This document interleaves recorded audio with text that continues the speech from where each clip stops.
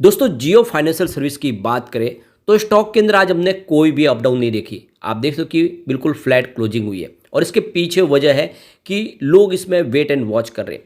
इसको फिलहाल एक ट्रिगर का इंतजार है और जल्द ही इसको ट्रिगर मिल सकता है और उसके बाद में एक शानदार तेजी की शुरुआत हो सकती है।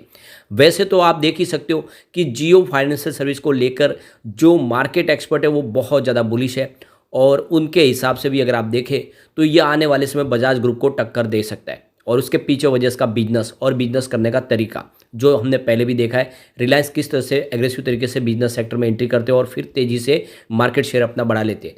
और सबसे जो बड़ी बात है कि अभी भी जो आप देखें तो जो इंश्योरेंस का सेक्टर हो या फिर फाइनेंस सेक्टर हो उसमें लोग अभी बहुत सारे लोग तो एंट्री किए भी नहीं है और ऐसे लोगों को टारगेट करने वाला है जियो फाइनेंशियल सर्विस। ऐसे में आने वाले इसमें बिजनेस तो बढ़ेगा ही बढ़ेगा। तो क्या इस समय इस गिरावट का फ़ायदा उठा के इन्वेस्टमेंट करना चाहिए? साथ में एक बड़ी गुड न्यूज़ है जो आने वाले समय में इस स्टॉक को बहुत तेज़ी से आगे बढ़ा सकती है। तो इन सारी बातों को जानेंगे इस वीडियो के माध्यम से। लेकिन फ्रेंड उससे पहले अगर आप पहली बार हमारे चैनल पे आए तो चैनल को सब्सक्राइब कर दीजिए, एक बेल आइकॉन दबा दीजिए ताकि जब भी नया वीडियो बने पहला नोटिफिकेशन आपको मिले। वीडियो पसंद आए तो लाइक से जरूर कीजिए। चलो फ्रेंड्स वीडियो स्टार्ट करते हैं। मैं हूँ आपका दोस्त SB दवे और हमारे अपने चैनल ऑनलाइन कमाई में आपका बहुत बहुत स्वागत है। सबसे पहले अगर हम बाज़ार की बात करें तो आज बाज़ार की जो शुरुआत है वो पॉजिटिव हुई। ये आप देख ही सकते हो कि क्लोजिंग जो कल थी वो 64,958 के आसपास हुई और आज बराबर 65,000 के स्तर के साथ में इसने शुरुआत की। यानी बाजार ने फिर से 65,000 के स्तर को आज टच किया। लेकिन देख सकते हो कि 2 ही मिनट के अंदर बाजार में गिरावट का माहौल बना और ऊपर के लेवल से प्रॉफिट बुकिंग शुरू हुई और बाजार काफ़ी ज़्यादा दबाव में आया। इंट्राडे में 64,638 का लो बना। तो इस हिसाब से देख सकते हो कि बाजार में लगभग 350 पॉइंट की बड़ी गिरावट हुई। लेकिन शुक्र है कि जो बाजार क्लोज है उस समय तक देखे तो बाजार में सारी गिरावट थमी और बाजार ने फिर से देखे तो अच्छी खासी रिकवरी दिखाई और लगभग फ्लैट क्लोजिंग हुई है बाजार की 64,942 के स्तर पे, जहाँ पे मात्र 16 पॉइंट की गिरावट थी यानी 0.025% की गिरावट। तो पूरे दिन में भले ही दबाव रहा हो लेकिन अंत में बाजार ने जो क्लोजिंग दी है वो काफ़ी अच्छी है। अभी बाजार में जो अभी तक जो पॉजिटिव बड़ी संभावना नहीं बनी उसके पीछे वजह FI का रुझान है। FI जो बहुत बड़ी इन्वेस्टर है बाजार के और वो लगातार बाजार को लेकर नेगेटिव बने हुए। आज भी उन्होंने बिकवाली की। आज 7,580 करोड़ का उन्होंने खरीदारी की और सामने 8,077 करोड़ रुपीज़ की उनकी बिकवाली है। तो उनकी जो बिकवाली का आंकड़ा निकल के आ रहा है वो 497 करोड़ का निगेटिव यानी लगभग 500 करोड़ का माल आज उन्होंने बेचा है और कल भी उनकी 500 करोड़ के आसपास की बिकवाली थी। तो लगातार बिकवाल बने हुए। सिर्फ 3 नवंबर को लग रहा था कि वो बाजार में खरीदार बनेंगे क्योंकि सिर्फ 12 करोड़ की ही बिकवाली थी, लेकिन ओवरऑल देखें तो अभी भी वो बाजार में बिकवाली कर रहे हैं। इस महीने में अभी शुरुआत में ही अगर आप देखें तो सिर्फ 5 ट्रेडिंग सेशन हुए, 4,111 करोड़ का उन्होंने माल बेच दिया। तो फिलहाल बाजार को भी FI का साथ नहीं मिल रहा है। बाजार को जो सपोर्ट मिला वो DI की तरफ से मिला है।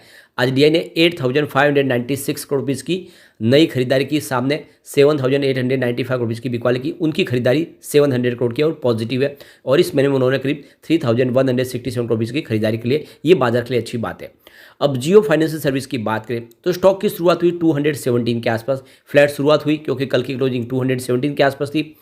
इंट्राडे में 218 का हाई भी बना और जो लो है वो 216 का है।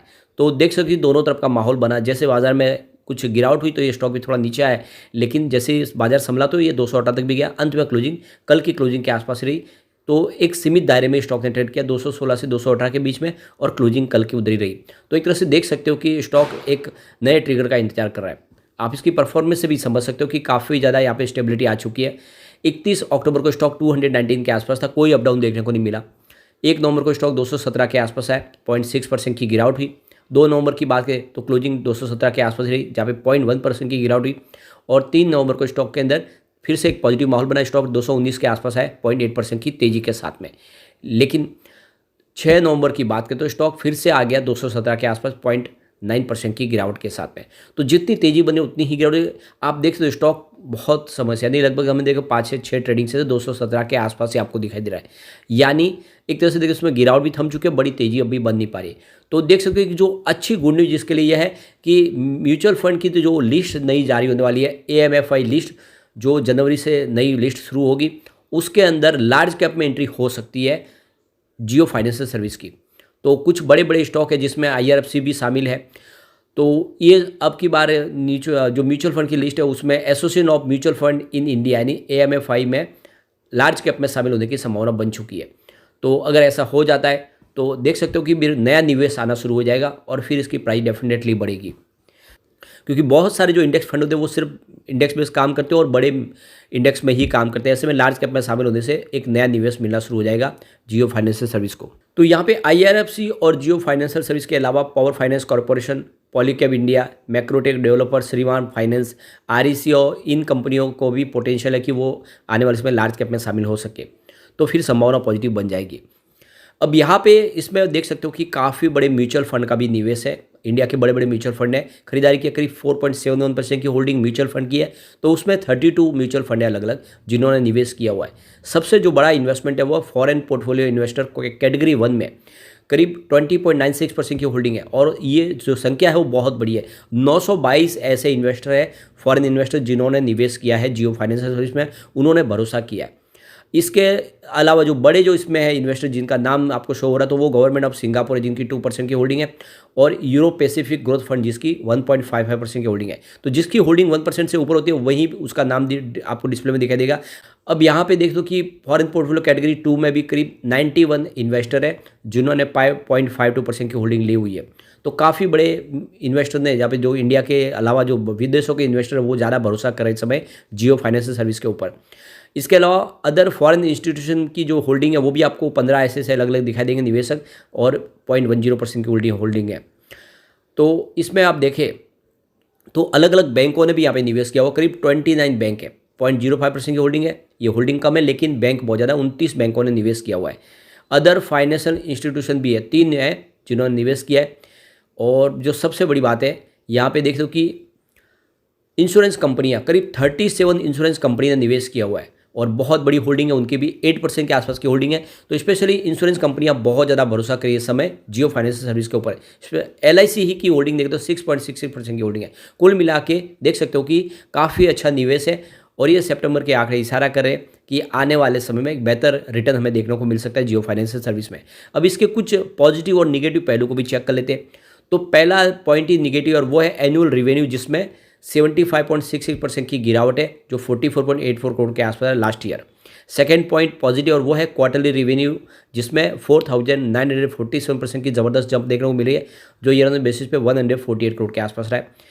तीसरा पॉइंट फिर से निगेटिव बना, और वो है एनुअल नेट प्रॉफिट जिसमें 81% की गिरावट हुई है, जो लास्ट ईयर 31.25 करोड़ के आसपास रहा। अगला पॉइंट फिर से पॉजिटिव बन रहा है, और वो है क्वार्टरली नेट प्रॉफिट जिसमें 4,272% की ज़बरदस्त जंप है, जो ईयर ऑन बेसिस पे 88.76 करोड़ के आसपास रहा है। और इसके बाद का जो पॉइंट है वो निगेटिव, वो है स्टॉक की प्राइस जिसमें 17.05% की गिरावट देखने को मिली है, और ये इस समय अंडर परफॉर्म दिखाई देगा आपको। काफ़ी ज़्यादा इसमें देखो माहौल बना है कि इसने जो तेज़ी बनाई थी उस हिसाब से इसमें गिरावट है, 278 के आसपास की हाई बनी थी। अगला पॉइंट पॉजिटिव दिखाई देगा, और वो है डेट टू इक्विटी रेशियो जो 0.04 है, लेस देन 1 है, और इसीलिए इसके पॉजिटिव पॉइंट बन रहा है। अगला पॉइंट आपको निगेटिव दिखाई देगा, और वो है रिटर्न ऑन इक्विटी यानी ROE जो 0.17% के आसपास, लेस देन 10% है। तो ये एक तरह से देखें तो इसके लिए निगेटिव पॉइंट बन रहा है। अगला पॉइंट न्यूट्रल बन रहा है, और वो है म्यूचुअल फंड की होल्डिंग 4.71% के आसपास है, जो लास्ट क्वार्टर के हिसाब से इसमें कोई बदलाव नहीं है। एक पॉइंट और न्यूट्रल बन रहा है, और वो है प्रमोटर शेयर होल्डिंग पैटर्न जिसमें 46.77% की होल्डिंग प्रमोटर की, और जो पिछले क्वार्टर में भी थी जहाँ पे कोई बदलाव नहीं है, और इसीलिए न्यूट्रल पॉइंट आपको दिखाई देगा। अगला पॉइंट पॉजिटिव, और वो है प्रमोटर के जो गिरवी शेयर बिल्कुल नहीं है, देख सकते हो कि प्लेज नेट 0 है। तो कुल मिला के ये पॉजिटिव पॉइंट है। अब इसमें टोटल अगर आप देखें तो आपको पॉजिटिव पॉइंट जो दिखाई देंगे वो 4 दिखाई देंगे। अगर हम यहाँ पे निगेटिव पॉइंट इसके चेक करें तो आपको निगेटिव पॉइंट भी 4 ही दिखाई देंगे।